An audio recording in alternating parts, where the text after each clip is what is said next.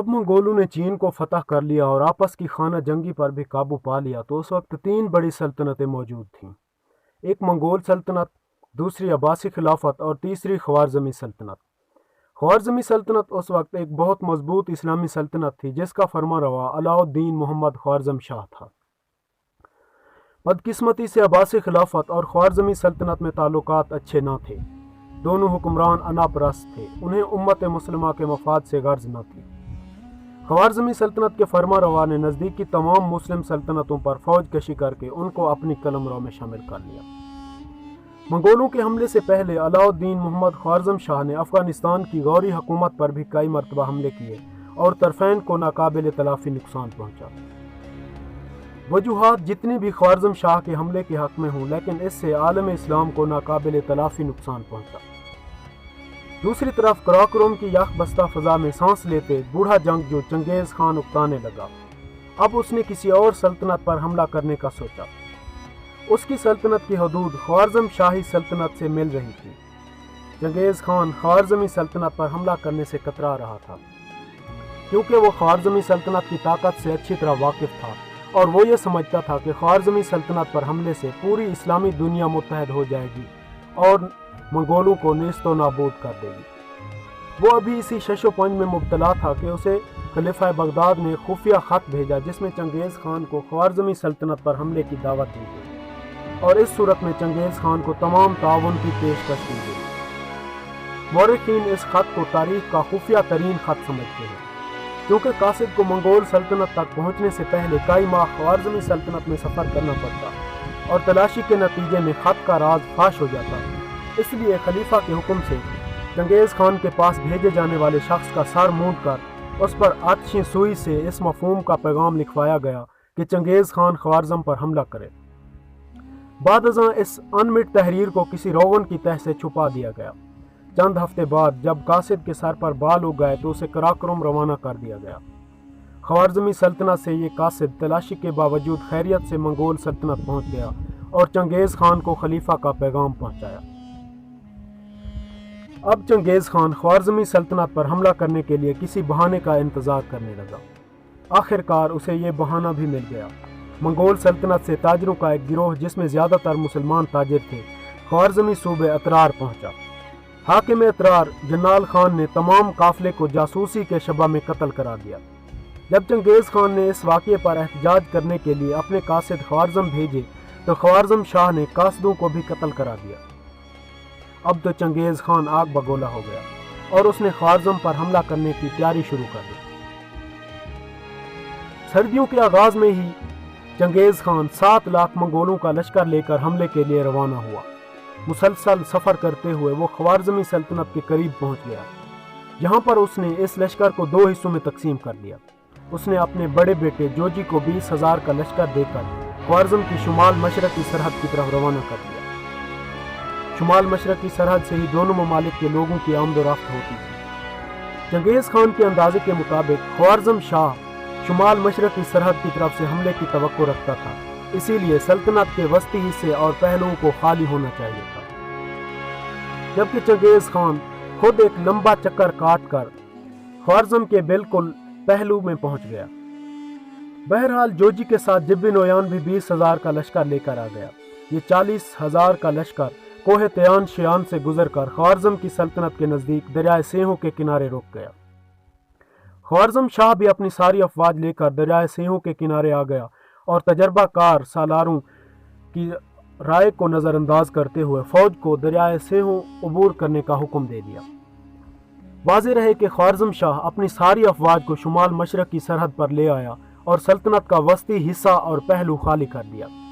چنگیز خان بھی یہی چاہتا تھا۔ دریائے سیہوں عبور کر کے خوارزم شاہ 4 لاکھ کی فوج کو ایک تنگ وادی میں لے گیا جس کے دوسرے کنارے پر جوجی پڑاؤ ڈالے ہوئے تھا۔ آخر کار مارکے کا دن آ گیا۔ خوارزم شاہ حیرت اور حقارت سے تاتاریوں کی صف بندی کا جائزہ لے رہا تھا۔ یہ سمور پوش لوگ بالوں والے پستہ قد گھوڑوں پر زینوں کے بغیر سوار تھے۔ نہ ان کے پاس ڈھالیں تھیں، نہ فولادی زرہیں۔ تلوار، تیروں بھرا ترکش اور کمان ہر تاتاری سپاہی کا کل اثاثہ تھا، جبکہ خوارزمی افواج کے عربی گھوڑوں پر سوار طوفانی دستے तुर्क नेज़ा बरदारों का गौल, अफगान और फारसी शमशीर जन, उनकी जरहें और तलवारें चमक रही थी। फतह हमारा मुकद्दर है, ख्वारज़म शाह ने दिल में सोचा और हमले का हुक्म दे दिया। जंग की आग शोले बरसा रही थी। तातारी और तुर्क सवार आपस में गुत्थम गुत्था थे। तातारियों के तेज रफ्तार दस्ते तलवार सौंते ख्वारज़मी शमशीर जनों से भिड़े हुए थे। ख्वारज़म शाह को जल्द ही एहसास हो गया कि इस तंग वादी में उसकी अफवाज अच्छी तरह से लड़ना तो दूर की बात हरकत भी नहीं कर सकती। ख्वारज़मी अफवाज की कसीर तादाद जगह न होने की वजह से दीगर सफ़ों के सिपाहियों के शाना बशाना नहीं लड़ सकती थी, जबकि अगली सफ़ों में तातारी बुरी तरह तबाही मचा रहे थे। ख्वारज़म शाह अपनी जिंदगी का हैरत अंगेज मंजर देख रहा था। तातारी सवार दस्ते बिजली की तरह झपट कर बीच से ख्वारज़मी लश्कर को काटते और धकेलते चले आ रहे थे। उनकी ये बहादुरी ख्वारज़म शाह को लर्जा रही थी। वो खुद कल्ब लश्कर में था और उसके सिपाही आहिस्ता आहिस्ता पीछे हटते जा रहे थे। खतरा लम्हा बलम्हा बढ़ रहा था। तातारी इर्द गिर्द का मैदान साफ करके ख्वारज़म शाह के गिर्द घेरा डालने की कोशिश कर रहे थे। अब तातारी उससे सिर्फ 100-150 गज दूर थे। कोई मोजज़ा ही ख्वारज़म शाह को बचा सकता था। अचानक कयामत खैज शोरो गुल और नारा हाय तकबीर की घन गरज से फजा गूंज उठी। ख्वारज़म शाह ने पलट कर देखा। शहजादा जलालुद्दीन अपने सरफरोशों के साथ तातारियों के हरावल दस्ते पर झपट रहा था। उनकी तलवार बिजली की तरह मंगोलों के सर पर चमकती और अपना खराज वसूल करती। खूरेज मारका आराई जारी थी। लड़ाई का गुब्बार अब आसमान को मुकम्मल तौर पर छुपा चुका था। अब आहिस्ता आहिस्ता लड़ाई का पांसा मुसलमानों के हक में पलट रहा था। कभी तातारी आगे बढ़ते, कभी मुसलमान तातारियों को काटते हुए पीछे धकेल देते। एक बार एक शदीद हमले में मुसलमान सिपाही जोजी के सर पर पहुंच गए और करीब था कि उसकी गर्दन उड़ा देते। ऐन वक्त पर एक चीनी शहजादा अपने दस्ते के साथ उसकी मदद को पहुंचा और यूं उसकी जान बच गई। एक बार तातारी लश्कर के दोनों बाजू ख्वारज़मी फौज के दाएं और बाएं बाजू के कदम उखाड़ने में कामयाब हो गए थे, लेकिन शहजादा जलालुद्दीन ने बर वक्त जोरदार हमला करके तातारियों को पीछे धकेल दिया। सूरज गुरूब होने पर भी मौत व हयात की कशमकश जारी रही। ये लड़ाई 3 दिन तक जारी रही। 40,000 तातारियों ने 4 लाख की ख्वारज़मी फौज को उलझाए रखा ताकि चंगेज़ खान मंगोलों के असल लश्कर के साथ ख्वारज़म के पहलू तक बखैरियत पहुंच सके। तीसरे दिन तक जारी इस जंग में 20,000 मुसलमान शहीद हुए। अलबत्ता तातारियों की हलाकतें बहुत कम थी। मुसलमानों को नाक़िस हिकमत अमली की वजह से तवक्को से ज़्यादा नुकसान उठाना पड़ा, जिससे जंग के शुरू ही में ख्वारज़म शाह और उसके उमरा तातारियों से मरूब हो चुके थे। अभी जंग का हतमी फैसला नहीं हुआ था। आइंदा रोज़ की जंग फैसला कौन साबित हो सकती थी, लेकिन जोजी अपना मकसद पूरा कर चुका था। चंगेज़ खान अपने लश्कर के साथ ख्वारज़मी सल्तनत से सिर्फ 500 मील दूर था और ख्वारज़मी अफवाज की सारी ताकत वहाँ से हटकर शुमाल मशरक़ी सरहद पर जोजी से निमट रही थी। अब जोजी का वहाँ ठहरना बेसोध था।